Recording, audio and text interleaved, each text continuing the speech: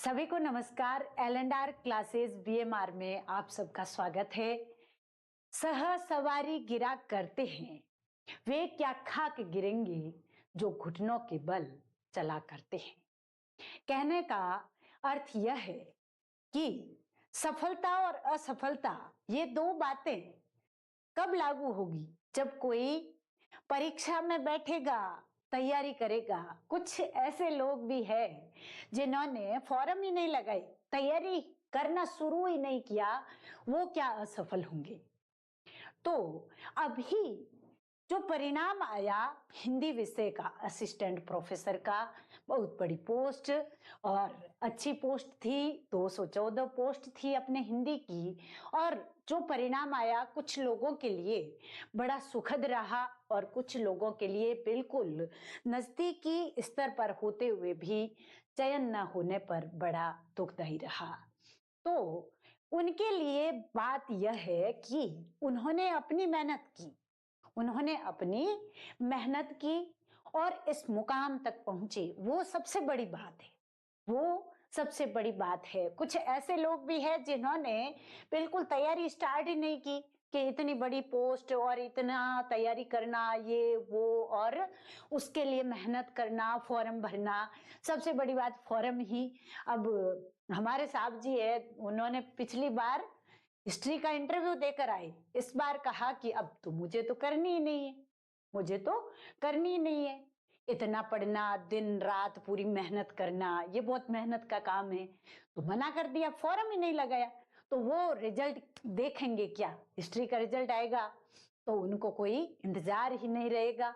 लेकिन यहाँ मुख्य बात यह है कि सफलता और असफलता, जब हम किसी परीक्षा की तैयारी शुरू करते हैं तब हमारे मन में वो मंजिल रहती है, जो मुकाम हमें हासिल करना है वो हमारे मन में रहता है। एक मैं मेरी खुद की बात बताना चाहूंगी, जो अभी किनारे पर आकर जिनका सिलेक्शन नहीं हुआ है उनके लिए। क्यों? क्योंकि मैं खुद इस पीड़ा की भुगत भोगी हूं। मैंने इसको भुगता है, मैंने इसको भुगता है। और इससे भी ज्यादा पीड़ा मैंने महसूस की, क्योंकि उस समय मेरे नंबर जो आ रहे थे वो 162 थे रिटर्न में, हिंदी विषय का ही था। और मन में पूरा विश्वास था कि अपना तो चयन होगा, ये पूरा विश्वास था। 2018 में जो वैकेंसी क्लियर हुई उसकी मैं बात कर रही हूँ। और उस समय एचएम की भर्ती आई हुई थी और मैंने तो कहा कि मेरे हिंदी विषय से मैं असिस्टेंट प्रोफेसर बन रही हूँ तो एचएम की ठीक है, एक आध दिन किताब खोल दी कभी कभार, लेकिन अच्छी थी, गणित वगैरह सब कुछ अच्छे थे, हर कोई अपना अच्छा प्रयास तो करता ही है। लेकिन मैंने कहा नहीं, कोई खास तैयारी करने की जरूरत नहीं है, क्योंकि मेरा तो वहां चयन हो जाएगा। तो मुझे तो प्रशासनिक पोस्ट पर काम करना नहीं है, पढ़ाने वाली पोस्ट पर काम करना है। ऐसे करके और मैंने तैयारी की नहीं और लगी रही उस तैयारी को, असिस्टेंट प्रोफेसर वाली तैयारी को धार देने में। लेकिन इंटरव्यू हुआ और वही बात थी कि सिलेक्शन नहीं हुआ। रिजल्ट देखा, सबसे जो महत्वपूर्ण बात थी वो ये थी कि वो दिन था 5 सितंबर का। रिजल्ट आया, हम कार में आ रहे थे, वसु मैडम ने उस टाइम हमें जयपुर बुलाया था, रैली थी शिक्षकों की, बड़ी रैली, उसमें हम भाग लेकर के वापस आ रहे थे और रिजल्ट आया। और विडम्बना ये रही कि रिजल्ट आते ही जैसे ही खोला, दो सूचियां एक साथ आई। पहली सूची खोली वो थी आरक्षित और उसमें मेरे रोल नंबर मौजूद थे। तो खिलखिलाए, हंस पड़े, रोना आया। सबसे पहले चयन होने पर एक जो खुशी होती है उस खुशी का रोना आ गया। और हम सब 5-6 लोग घर के थे साथ में, सब मतलब एक दूसरे को आगे फोन कर रहे थे, ये वो। इतने में बात चली कि भाई सोशल मीडिया पर बताते हैं।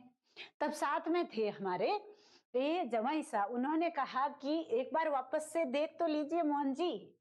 तब फिर वापस देखा तो रोल नंबर जो मेन लिस्ट है उसमें नहीं था, रोल नंबर था आरक्षित वाली सूची में।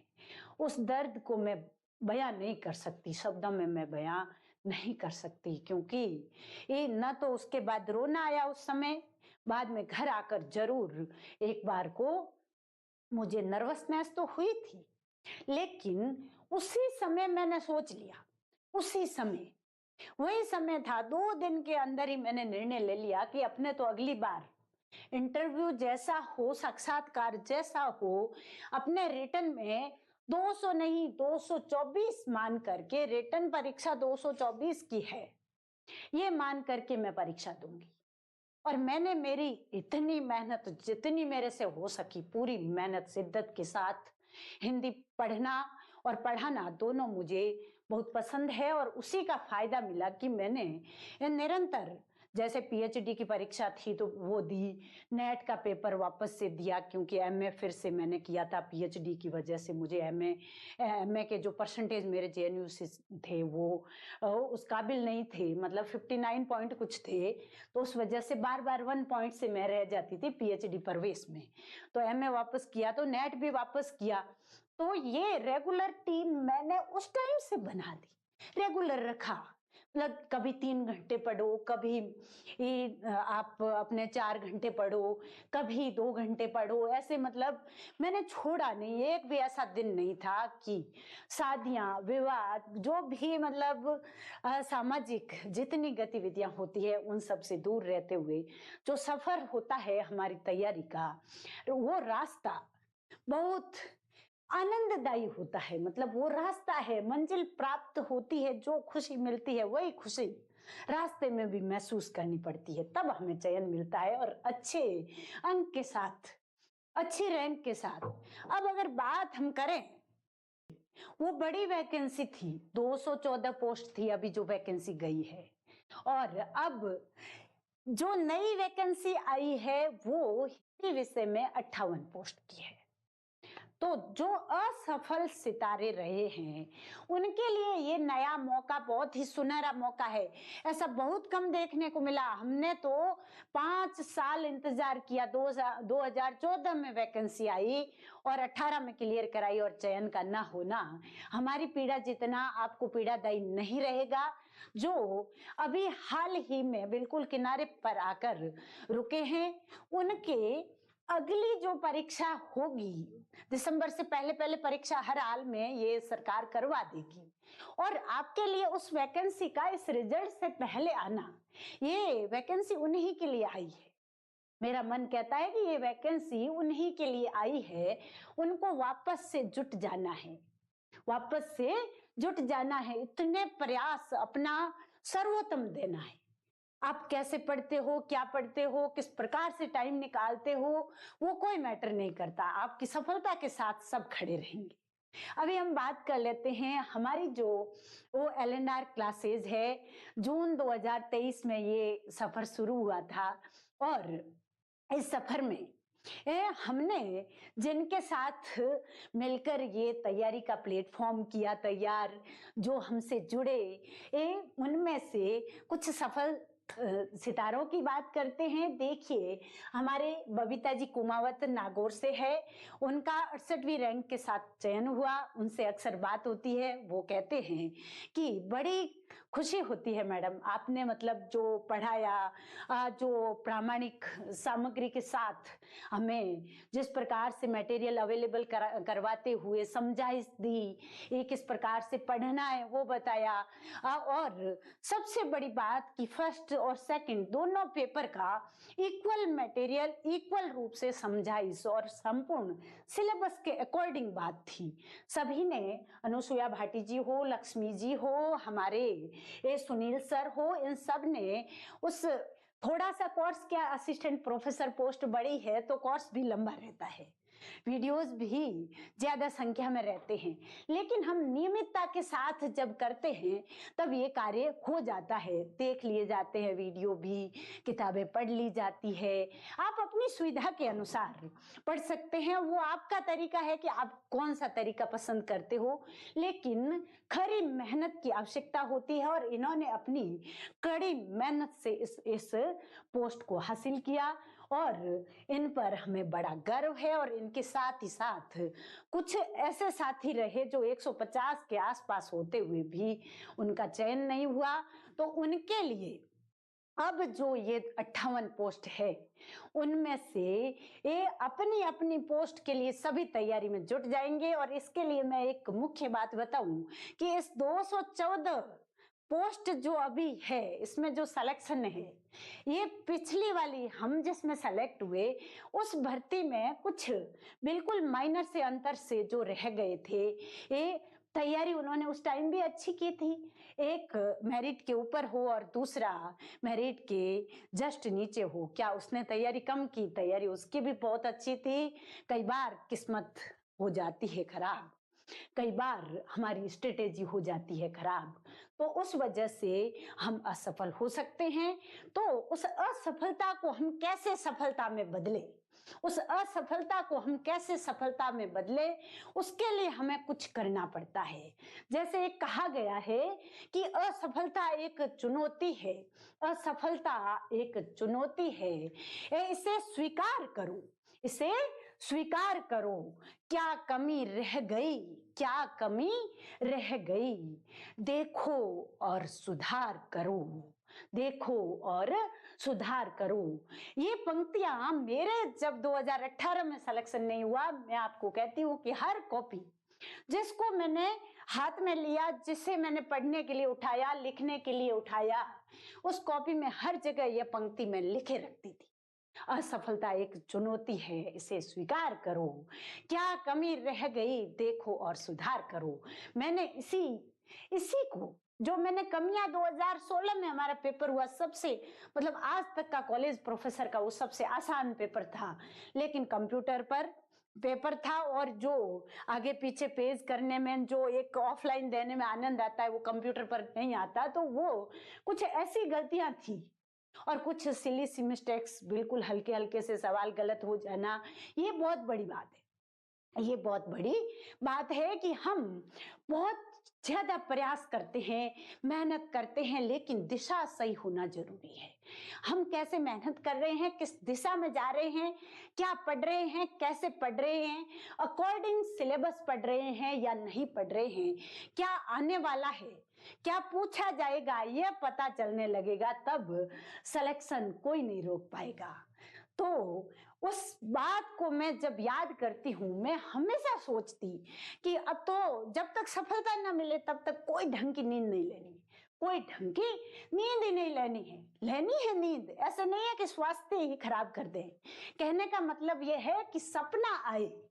एपीजे अब्दुल कलाम साहब जैसे कहते थे, सपनों में भी अपनी सफलता को देखना पड़ेगा, सपनों में भी अपने विषय को देखना पड़ेगा। अपने विषय पर हिंदी के जब सपने आने लगेंगे, सो रहे हैं मीठी नींद में सो रहे हैं और सपने हिंदी के चल रहे हैं, प्रश्नोत्तरी हिंदी की चल रही है, वो दिन आपके लिए वो प्रक्रिया, उस प्रक्रिया से गुजरे। बार बार प्रैक्टिस, बार बार प्रैक्टिस, बार बार पढ़िए, लिखिए, नोट करिए, अच्छे से पढ़िए, स्ट्रेटेजी बनाइए, कोई नहीं रोक पाएगा। कुछ ऐसी कमियां होती है जो हमें कहीं ना कहीं पीछे करती है।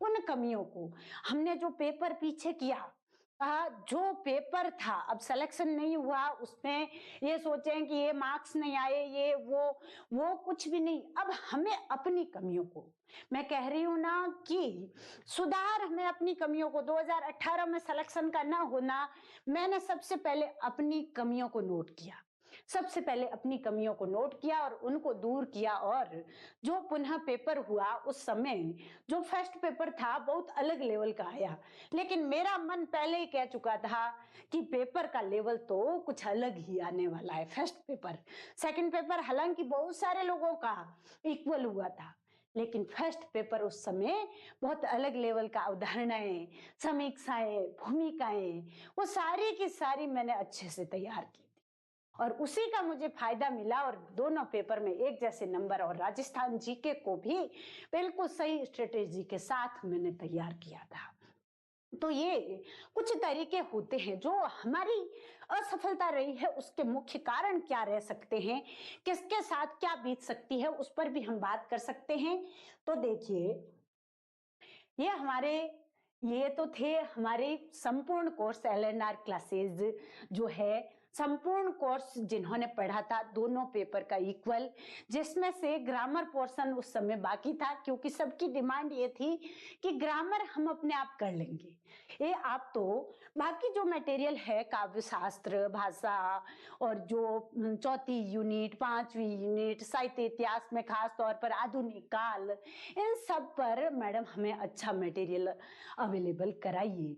तो मैं उसी हिसाब से चल रही थी, लंबे सिलेबस के साथ उसको पूर्ण करना, उसको दिन रात मेहनत करते हुए पढ़ना, ये सब चला। और उसी जो मेहनत थी इनकी अपनी, जो उन्होंने लगन के साथ तैयारी की, वो सफलता में बदली। ये हमारे लिए बड़े गर्व और गौरव की बात है। ये हमारे टेस्ट सीरीज हमारे एल&आर क्लासेस ऐप पर चली थी, जिसमें 51 टेस्ट थे। 51 टेस्ट, 46 तो टॉपिक वाइज थे और बाकी सब बड़े टेस्ट थे। उन 51 टेस्ट को जिन्होंने दिया, जो केवल फर्स्ट पेपर के थी, क्योंकि सेकंड पेपर साहित्य इतिहास सब लोगों ने इन्होंने बोला था ये जैसे हमारे सुभाष जी सर है, गोपाल जी सर है, गोपाल जी सर तो अच्छे मार्गदर्शक भी है, गोपाल जी सर का नॉलेज बहुत अच्छा है, सुभाष जी सर भी ये समझाइश करना, मेहनत करना उनकी बहुत अच्छी आदत है। और इन लोगों से अक्सर बात होती रहती है कि किस तरीके से तैयारी की जाए, किस तरीके से इनसे ही टेस्ट सीरीज पर अक्सर चर्चाएं भी कर लेते थे कि किस प्रकार की टेस्ट सीरीज होनी चाहिए। प्रश्नों का जो मेरा चयन था वो बहुत ही हाई लेवल का था। ये अक्सर कहा करते थे कुछ लोग जो टेस्ट से जुड़े हुए थे, वो कहा करते थे कि इतना हाई लेवल का टेस्ट है, लेकिन उस टेस्ट सीरीज में से आपको मैंने हालांकि उसमें से ढूंढा नहीं, लेकिन 5-6 सवाल तो यूं ही चलते फिरते दिख गए थे, सीधे के सीधे आए हुए वो इतने दिखे। और मुझे यकीन है 51 टेस्ट को मैं खंगालूं तो आपको 60-70 सवाल रियल में वहां से मिल जाएंगे पूरे पेपर में। केवल फर्स्ट पेपर 150 में से 50 प्लस। अब गिनने का समय हो तो गिने जाए, लेकिन रियल में जिन्होंने भी दिया, गोपाल जी सर ने एक एक टेस्ट को अच्छे से दिया था। छोटी सी जैसे कोई कंप्यूटर की मिस्टेक हो गई, कुछ भी हो गई, तो उन्होंने उस समय पर बताते थे कि मैडम इसमें ये हो गया। सुनील सर ने भी टेस्ट दिए थे अच्छे से। तो इन लोगों के मेरे पास मैडम थे कुछ, उनके फोन आते रहते, मैसेज आते रहते थे कि मैडम इसमें ये हो गया, वो हो गया। तो उस सबके साथ जो टेस्ट होता था उसको विश्लेषण के साथ, उसमें पूरे सवाल अवधारणा वाले ही रहते थे। और आजकल के पेपर अवधारणा वाले आते हैं। अगर आपको चयन चाहिए तो अवधारणाएं क्लियर करना जरूरी है, अवधारणाओं को स्पष्ट करना जरूरी है। और इन लोगों ने बहुत ही उम्दा अपनी तैयारी की और बहुत ही अच्छी रैंक के साथ सभी सेलेक्ट हुए। इनके लिए हमें बड़ा गर्व हो रहा है। और इसके साथ ही साथ इनके कई ऐसे साथी हैं, हमारे कई ऐसे साथी हैं जिनका नॉलेज किसी भी स्तर पर से कम नहीं है, कहीं से भी कम नहीं है। ये नाम मैं नहीं बता सकती, लेकिन कुछ ऐसे लोग हैं जिनका चयन न होना बिल्कुल भी अच्छा नहीं लग रहा, उनके लिए बहुत बुरा लग रहा है। लेकिन चयन न होना, कहाँ कितने नंबर मिले वो अलग है। हमें तो इस बार चयन ले पढ़ना है, तो जो हमने पेपर पीछे अटेंड किए उसमें क्या गलतियां, किस किस तरीके की गलतियां हुई या हो सकती है, उस पर ध्यान देने की जरूरत है।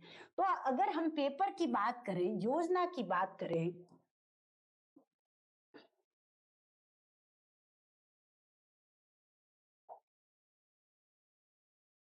पेपर की योजना की हम बात करें तो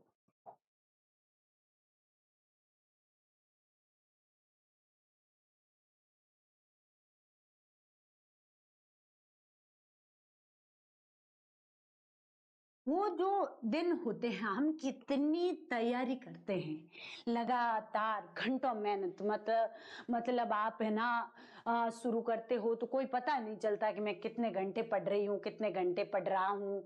सोना उठना, खाना पीना या जो भी आवश्यक कार्य है, उसके बाद हम सब इसी में लग जाते हैं। लेकिन जो मुख्य हमारा लक्ष्य होता है, जो मंजिल होती है, हमारा चयन, और चयन का आधार क्या होता है, हमारा पेपर। जो लिखित परीक्षा है वही सबसे बड़ा आधार है। तो उस पेपर को हम हल करते हैं, उस समय क्या गलतियां रहती है? गलतियां होती है जो पेपर के हल करते समय अक्सर रह जाती है। जैसे एक मतलब पेपर सेट करते हम, पेपर सेट करने में मिस्टेक करते हैं। पेपर को अटेंड करते वक्त जैसे अलग अलग अपनी अपनी स्ट्रेटेजी होती है। कई बार कई लोगों के मेरे पास मैसेजेस आते हैं, फोन आते हैं कि 10-12 सवाल तो मैडम आते हुए छूट गए। तो पेपर को सेट करना, सही तरीके से अटेंड न कर पाना, न कर पाना। अगर हम किसी इजी गोइंग सवाल पर ज्यादा समय दे देते हैं और जो सवाल लंबे हैं उनको हम ढंग से पढ़ नहीं पाते हैं, खास तौर पर सत्य असत्य, अक्सर मैं कहती हूँ सत्य असत्य कथन है या सत्य नहीं है, संगत कौन सा असंगत कौन सा, इस प्रकार के जो सवाल आते हैं वो बड़े ही पेचीदा होते हैं। और उनको अगर जिसने संतुलित तरीके से कर लिया, ऐसी गलती नहीं हुई, तो वो चयन के बिल्कुल चयन वाली रेखा के ऊपर चला जाता है। तो खूब सारी ऐसी बातें हैं जिसमें से एक बात ये भी हमारी कमी हो सकती है। तो जब हम अगला पेपर करेंगे तो ये गलती हमारी ना हो। कहने का मतलब यह है कि ऐसी और गलतियां कौन सी है, जैसे स्वास्थ्य की बात हुई, पेपर के समय, पेपर से पहले इस शारीरिक और मानसिक दोनों स्वास्थ्य को बिल्कुल मतलब मजबूत होना जरूरी है। धैर्य होना हमारे अंदर जरूरी है। पेपर कर रहे हैं, पेपर के बाद, पेपर से पहले, क्योंकि दोनों पेपर एक ही दिन होते हैं, दोनों पेपर एक ही दिन होते हैं। तो उस दिन का हमारा मानसिक और शारीरिक स्वास्थ्य बहुत कुछ काम करता है। हाथों हाथ कितना पढ़ पाएंगे, इतना बड़ा सिलेबस है। ठीक है, शॉर्ट में कुछ अगर नोट्स बने हैं उनका हम रिवीजन कर सकते हैं, लेकिन पूरी की पूरी किताबें तो नहीं पढ़ सकते। तो जो पेपर से पहले की रात है उसमें आराम से सोना, खाने पीने का ध्यान रखना, स्वास्थ्य का ध्यान रखना, ये बहुत चीजें काम करती है, बहुत चीजें। कई लोगों को नींद नहीं आती, तो उससे भी अगर हमें अच्छी नींद नहीं आएगी तो हम निश्चित तौर पर अपना 100% नहीं दे पाएंगे। और यहाँ पर 100% देना पड़ता है, 100% देना पड़ता है, तभी चयन होता है। कई बार स्वास्थ्य इफेक्ट डालता है, स्वास्थ्य के बड़े इफेक्ट है, इन चीजों पर हम गौर नहीं करते, लेकिन ये चीजें बड़ी महत्वपूर्ण होती है हमारी चयन की प्रक्रिया में। और सबसे बड़ा एक कारण और भी हो सकता है कि हम जो तैयारी करते हैं उसका रिवीजन, तैयारी हमने पढ़ लिया लेकिन रिवीजन, रिवीजन कितना किया ये महत्वपूर्ण है। रिवीजन तैयारी जो कर रहे हैं उसमें जो अपनी जो असिस्टेंट प्रोफेसर की परीक्षा है उसमें कुछ तो अवधारणाएं हैं, जैसे समीक्षाएं हैं। तो समीक्षाओं को तो हम ज्यादा मतलब ज्यादा बार, कितनी बार पढ़ सकते हैं, ज्यादा बार नहीं, लेकिन कुछ परफेक्ट मटेरियल है उसे हम बार बार रिवाइज करें, उतना ही अच्छा रहेगा। बार बार रिवाइज करें, हाईलाइट करें, समीक्षाओं में से भी आप हाईलाइट कीजिए क्या है, क्या मूल भाव है, किस प्रकार से रिवीजन किया जाए, उसकी एक स्ट्रेटेजी बनाना जरूरी है। और उसके तहत बार बार जितना ज्यादा पढ़ा जाएगा उतना ही ज्यादा फायदा करेगा। और एक चीज मुख्य होती है, जो तनाव है, तनाव, अक्सर विद्यार्थी क्या हो जाते हैं, तनाव में आ जाते हैं। किसमें आ जाते हैं? तनाव। काफी सारे लोगों को देखा है, तनाव को मैनेज कितना करते हो आप, टेंशन है, तनाव, तनाव को मैनेज करना बहुत बहुत इफेक्टिव मैटर है। ये बहुत ही इफेक्टिव, हमारे सब में होगा तनाव, सब में। परीक्षा देने वाला क्या, जो परीक्षक खड़ा है उसको भी परीक्षा संपन्न ना हुए तब तक तनाव है। लेकिन उस तनाव को जो जितना ज्यादा मैनेज कर पाएगा, उस पर पकड़ बना पाएगा, वही सफल विद्यार्थियों की श्रेणी में सबसे टॉप पर होगा। उस तनाव को, परीक्षा के तनाव को मैनेज करना जरूरी है। और एक तैयारी के दौरान जो साल भर की तैयारी, लगभग अब इतनी बड़ी परीक्षा है तो एक साल की तैयारी तो कम से कम चाहिए। तो एक साल की जो आपकी तैयारी है,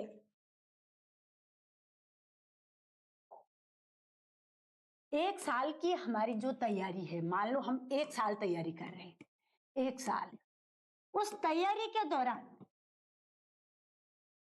एक साल की तैयारी के दौरान हम किससे जुड़े हुए हैं, ये बहुत महत्वपूर्ण है। ये जो हमारे एक निर्देशक है, जो हमारे दोस्त है, जो हमें दिशा निर्देश कर रहे हैं, जो हमें प्रभावित कर रहे हैं, हमारी फैमिली है, हमारे फ्रेंड है, ये बहुत महत्वपूर्ण है। इनका बहुत अहम रोल होता है, बहुत अहम रोल होता है। और जो आपका दोस्ती का सर्किल है, उसमें भी एक दो प्रकार के दोस्त होते हैं दोस्तों। कुछ आपको बिल्कुल सटीक रणनीति के साथ हेल्पफुल प्रकृति के रहेंगे, और कुछ ऐसे होंगे जो बहकावे में लाएंगे, बहकावे में लाने वाले कि ये नहीं वो, ये नहीं वो। तो हमें अपना चयन करवाना है। तो हमारे जो दोस्त है, हमारा जो परिवार है, हमारे जो पड़ोसी है, वो पड़ोसी क्या कहते हैं उससे तो हमें ऊपर उठना ही पड़ेगा, तब ये तैयारियां होती है। चयन नहीं होना कि अब इतने सालों से भाई कर रहा था, क्या कर रहा था, क्या पढ़ रहा था, क्या क्या मतलब था उस पढ़ने का, तो उन बातों में तो बिल्कुल आना ही नहीं है। वही लोग, अक्सर कहा जाता है ना कि चयन होते ही आपके साथ सबसे पहले फोटो खिंचाने आएंगे कि लो सर, ये तो हमारे, इनसे नजदीक तो हमारे कोई है ही नहीं। लेकिन नहीं, हमें अपनी तैयारी में साथ देने वाले के साथ खड़ा रहना है। पहचान करनी होगी कि मैं किसके साथ तैयारी कर रहा हूं, कर रही हूं, किसके साथ जुड़ रही हूं, किसके साथ मेरी बातचीत हो रही है, वो बहुत महत्वपूर्ण है। तो तैयारी, जो असिस्टेंट प्रोफेसर की पोस्ट है, कम से कम 10 घंटे तो चाहिए चाहिए, सुबह हो शाम हो। हाँ ठीक है, कभी 6 घंटे हो गई, कभी 4 घंटे भी हो गई, लेकिन औसत आप 8 घंटे का रखिए। और बाद में धीरे धीरे धीरे धीरे, एक पहले 6 घंटे से शुरू कीजिए पहले स्टेप में, फिर दूसरा स्टेप, फिर तीसरे स्टेप में आप 10 घंटे तक आ जाइए। मेहनत पर मेहनत करनी पड़ेगी, और अपना चयन, अपने विषय का चयन बिल्कुल तरीके से करना पड़ेगा। तभी सही दिशा निर्देश के साथ पढ़ेंगे, सही दोस्तों का चयन करेंगे, सही लोगों से, सकारात्मक लोगों से बातचीत करेंगे, तो हमें अपनी मंजिल मिलेगी। एक दिन भी बिना गंवाए आगे बढ़ना पड़ेगा। अभी हम बात करते हैं अपने एल&आर जो क्लासेस है, इस एल&आर क्लासेस ने पिछली बार जो बैच चला था अपना, वैसे रिकॉर्डेड क्लासेस रहती है, और अभी 58 पोस्ट हिंदी की असिस्टेंट प्रोफेसर की आ चुकी है। तो पूरे कोर्स को वो रिन्यू करके डाला जाएगा, उसमें जो नई नई चीजें हैं उनको पूरी तरह से जोड़ा जाएगा, प्रश्नोत्तरी होगी खूब सारी, और समीक्षाओं को और अधिक नई नई बुक्स के माध्यम से ये और अधिक सटीक बनाया जाएगा। अवधारणाओं की कोई कमी नहीं रहेगी, और तथ्यों का भी पूर्ण समावेश रहेगा। ये है अपना असिस्टेंट प्रोफेसर का संपूर्ण कोर्स, जिसके साथ जुड़कर आप अपनी अच्छी तैयारी कर सकते हो अगर आपकी इच्छा है तो। और कोर्स की सबसे बड़ी विशेषता है कि तथ्य ये तो है ही है, अवधारणाओं का भरपूर समावेश किया गया है, और विश्लेषण विधि के साथ हम तैयारी करते हैं। प्रश्नोत्तर विधि साथ की साथ लागू रहती है। जितना फर्स्ट पेपर अच्छा है, उतना ही सेकंड पेपर में भी एग्जाम ओरिएंटेड हमने सिलेबस को तैयार किया है, और अकॉर्डिंग सिलेबस में जो है उसको ही उसी के अनुसार पढ़ाई की गई है। जो सिलेबस में ज्यादा महत्वपूर्ण है उस पर ज्यादा महत्व डाला गया है, जिसके ज्यादा मार्क्स है उसे ज्यादा दिया गया है। और ये है हमारी टेस्ट सीरीज जो जनवरी में शुरू हो रही है, 9 जनवरी से, और ये परीक्षा तक चलेगी। ये कब तक चलेगी? जब तक आपकी परीक्षा होगी। भले जुलाई में हो जाए परीक्षा तो भी ये टेस्ट सीरीज जुलाई तक रहेगी, और हर 20 दिन के गैप में, 20 दिन बाद। और अगर आपकी परीक्षा भले जनवरी अगली वाली में हो, 26 वाली में हो, 27 वाली में हो, वो हमारी जिम्मेदारी है। जब तक परीक्षा होगी तब तक इस टेस्ट सीरीज को हम लागू रखेंगे हिंदी से तैयारी करने वालों के लिए, और रणनीति के साथ प्रॉपर जो सिलेबस को प्रॉपर तरीके से कंप्लीट करना चाहता है, यूनिट वाइज दोनों पेपर की, फर्स्ट पेपर और सेकंड पेपर दोनों पेपर की एक साथ तैयारी करवाई जाएगी। और 50 क्वेश्चंस रहेंगे, और भी खूब सारी बातें हैं जो ऐप पर उपलब्ध है। इसी के साथ अपने एलएनआर क्लासेस का स्कूल व्याख्याता का भी सिलेबस रिकॉर्डेड हो चुका है, लगभग 85-90% तक हो चुका है सिलेबस, और वो भी अकॉर्डिंग सिलेबस है। और तो कबीर ग्रंथावली, बिहारी वगैरह के जो टॉपिक्स है उनको कुछ चुनिंदा को करवाया है, कुछ अभी तक बाकी है, क्योंकि जल्द ही सिलेबस आएगा। और हो सकता है जो भी तैयारी करने वाले हैं, मैं खुद भी मुझे ये ऐसा लग रहा है, बाकी हो सकता है सेम भी आए, लेकिन कहीं ना कहीं कोई ना कोई परिवर्तन तो आरपीएससी करके डालने ही वाली है। इसलिए जैसे भाषा हो गई, साहित्य का इतिहास हो गया, अपना काव्य शास्त्र हो गया, इनको बहुत अधिक मजबूत कर लेना है। जिन टॉपिक्स का रहना निश्चित है, व्याकरण हो गई, व्याकरण का अपना अहम रोल है, व्याकरण का अपना अहम रोल है, उसे भी आप अच्छे से तैयार कीजिए, वहां से एक भी सवाल गलत मत होने दीजिए। तो इस दृष्टि से ये कोर्स भी अपना तैयार है व्याख्याता का, और इसके साथ ही साथ स्कूल व्याख्याता की टेस्ट सीरीज चालू की गई है, जिसमें 50 प्रश्न रहते हैं। ये भी टॉपिक वाइज, यूनिट वाइज, हर मतलब जो स्तर है, माध्यमिक, उच्च माध्यमिक स्तर, स्नातक और स्नातकोत्तरीय, तीनों स्तर से मटेरियल इक्वल रूप से लेकर के और टेस्ट सीरीज अपनी चलाई जा रही है। ये भी अकॉर्डिंग सिलेबस पूरा काम बिल्कुल तरीके से चल रहा है।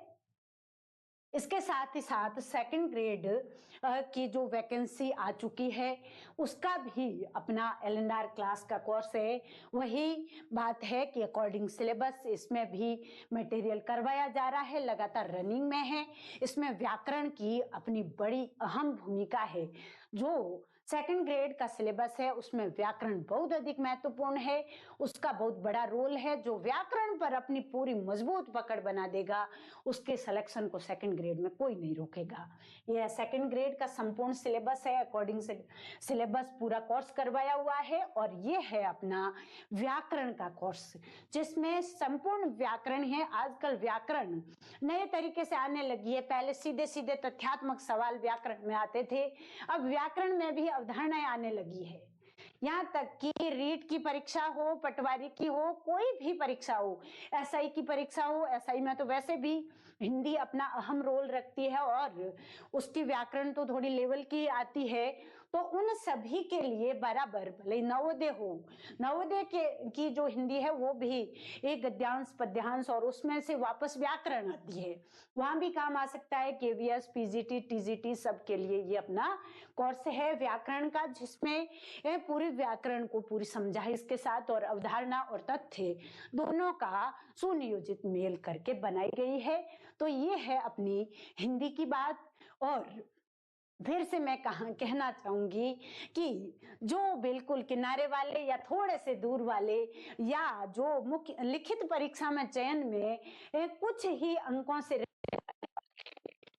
तैयारी में कोई कमी नहीं है, उन्हें तो बस क्या करना है, पुनः मेरी पंक्ति को दोहराना चाहूंगी, असफलता एक चुनौती है, इसे स्वीकार करो, क्या कमी रह गई देखो और सुधार करो। और अगर हमने ठान लिया कि मुझे ये मंजिल प्राप्त करनी है, तो अब मंजिल जरूर मिलेगी। ये रास्ते और मंजिल में फासला क्या है? कुछ भी नहीं है, हौसले का है। तो हौसले रखने हैं, और हौसले रखेंगे तो जीत पक्की होगी।